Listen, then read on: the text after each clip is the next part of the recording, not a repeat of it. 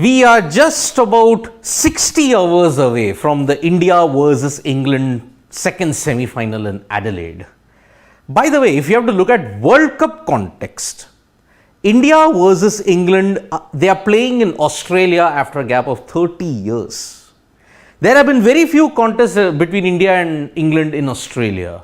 It's for obvious reasons, because India never participated that often in the tri-series in Australia, and when they did, they didn't play England much, because either it was an Ashes year or maybe it was the World Cup year.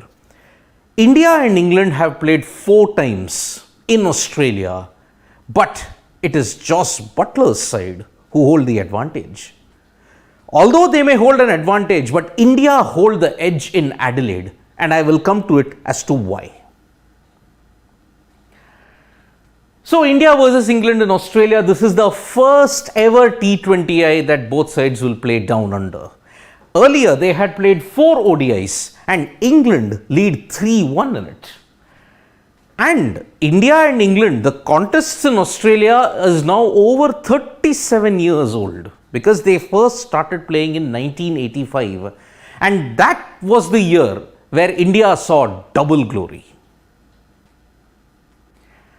The first match that India and England played was in Sydney. It was part of the 1985 Benson and Hedges World Challenge, and you will very well remember that India won that on the back of the 1983 World Cup success. So the World Championship of Cricket saw India and England play for the first time in Australia, and it was India who emerged victorious by a massive 86 runs at the Sydney Cricket Ground. Krishnamachari Srikanth was the star with 57 and he was named the man of the match. But Ravi Shastri, Lakshman Sivaramakrishnan took 3 wickets, and Madan Lal also chipped in with 2 wickets. So India had the first outright say against England in that contest. But ever since then, England have held the edge. Ever since 1985 till now, India have not won against England. The second match happened 7 years later, and it was a World Cup match. India versus England at the Waka in Perth. England won by a narrow margin of 9 runs. Robin Smith, the judge, hitting 91 and England reaching 236. India were on course with Ravi Shastri hitting a slow but steady 50. But Dermot Reeve took 3 wickets. Ian Botham had 2 wickets, including Sachin Tendulkar for 35. And that is the reason why India fell short by 9 runs. Shastri's slow batting would be criticised in the 1992 World Cup, because in a chase of 237 against Australia and Brisbane, he hit 25 of 67 balls. Fast forward 23 years later, and just before the World Cup in New Zealand, there was a tri-series involving Australia, India and England. And India and England squared off at the Gabba. But it was England who ran out decisive victors by 9 wickets. Stephen Finn, the 2008 Under-19 star for England, took 5 for 33. And the maestro, James Anderson, yes, he was playing white ball cricket at that time, took 4 for 28.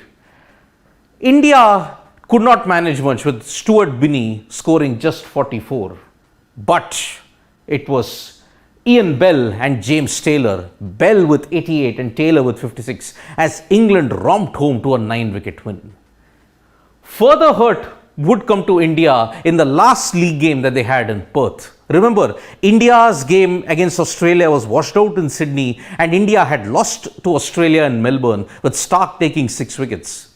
Heading into the match in Perth, India needed to win by a big margin, but unfortunately they failed. England won by 3 wickets.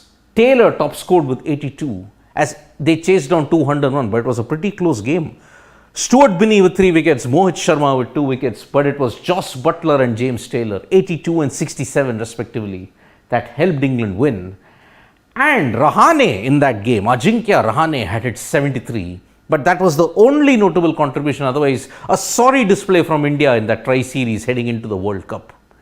So England have dominated contests in Australia against India, 3-1 in ODIs, but the T20I format and the Adelaide Oval presents a totally different dynamic, and this is where they have the edge. Who? Rohit Sharma's side. If you have to look at India in Adelaide, when you combine ODIs and T20Is, they have played 17 games. India. They have won 11, lost just 5, and they have a winning percentage of 64.7. One match was tied against Sri Lanka. Dhoni took it deep. They needed 3 runs, but they just could manage 2. And that is why India 64.7% in Adelaide with 2 T20Is which they were unbeaten in. Why does it give them an edge? Because of England's horrid record in Adelaide. When you look at England in Adelaide, it's a horror story. 18 matches, won just 5, lost 12 with a no result of 1, winning percentage of 27.7. Adelaide in a lot of ways has hurt England quite a lot of times in the past. Why is that? 35 years, if you look at it, from 1987 till now, they have only won 2 ODIs. And this no result had a massive bearing on the 1992 World Cup. England versus Pakistan at Adelaide in 1992. Pakistan were bundled out for 74, but the rain ensured that Pakistan had 1 point.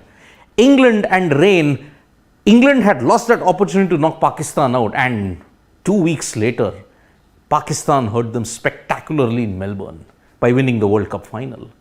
So Adelaide has not been a very happy hunting ground for England. And yes, despite winning their only T20I there in 2011, it was by 1 wicket. England in Adelaide do struggle. I mean, they have had their worst Ashes test losses even in Adelaide. 2006, 2013, and if you have to look back even further, the pink ball losses in 2017 and in 2021. And England and Adelaide, their one storied success in the 21st century was in 2010 when Anderson and Broad, Swan and Graham Swan ensured that Australia suffered an innings defeat. So India versus England in Adelaide promises to be an absolute thriller. 2 title contenders, 2 title favourites. Whoever wins that will go a long way in securing the T20 World Cup title. And England will be determined. India versus Pakistan final does not happen. They are an upswing in white ball cricket. They have to avenge the losses of 2021 in which they were knocked out by New Zealand in the semi-final. 2022, Adelaide, they'll be hoping history does not repeat itself.